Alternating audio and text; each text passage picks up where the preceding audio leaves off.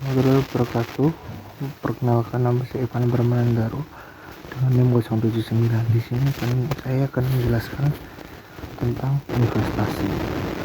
Yang pertama, investasi adalah pengeluaran yang bertujuan untuk meningkatkan standar hidup di masa depan, berada dengan konsumsi yang memberi manfaat. 3 jenis investasi: business fixed investment, 2 residential investment, ketiga ada inventory investment.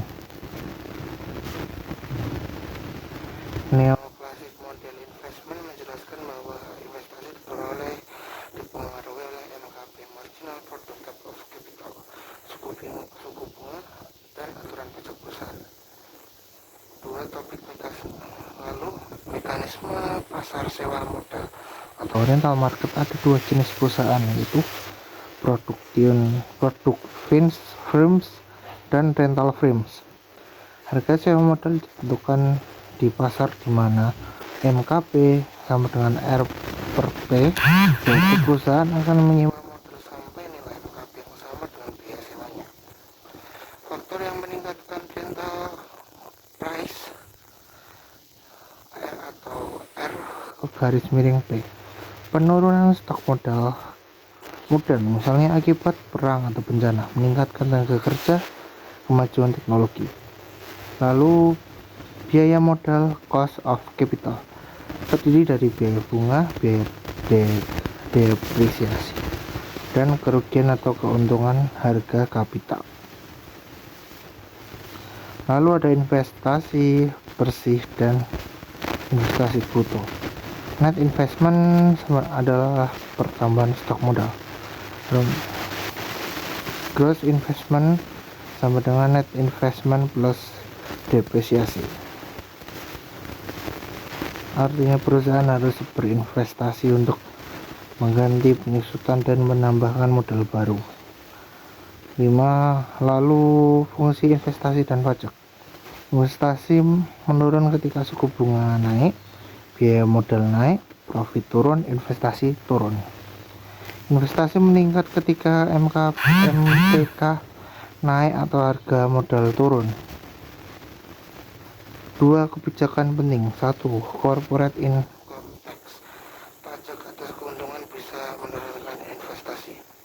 Investment tax credit, insentif pajak yang membuat perusahaan lebih tertarik berinvestasi. Lalu ada Tobin-Skew adalah market value of intangible capital.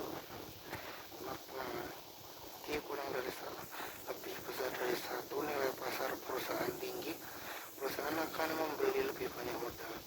Q lebih dari 1, perusahaan tidak akan menambah modal karena tidak menguntungkan. Lalu ada hubungan pasar saham dengan GDP.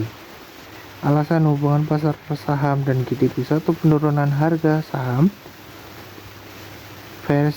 pesimisme investor, mengurangi harga saham, menurunkan Tobin-Skew, mengurangi investasi, memicu guncangan permintaan agregat negatif. 2. Harga saham turun, kekayaan rumah tangga berkurang, konsumsi turun, mengurangi GDP. Intinya pasar saham mempengaruhi konsumsi, investasi, dan output nasional. Lalu ada pasar saham dan kendala pembiayaan. Jatuhnya harga saham bisa mencerminkan berita buruk tentang pertumbuhan jangka panjang. Hal ini mengurangi ekspektasi laba masa depan sehingga output potensial tumbuh lebih lambat. Financing constraints. Tidak semua perusahaan bebas meminjam. Jika laba turun dan pembiayaan sulit, perusahaan tidak akan investasi. Kesimpulan, pasar saham mempengaruhi investasi, ekspektasi pertumbuhan, dan siklus bisnis.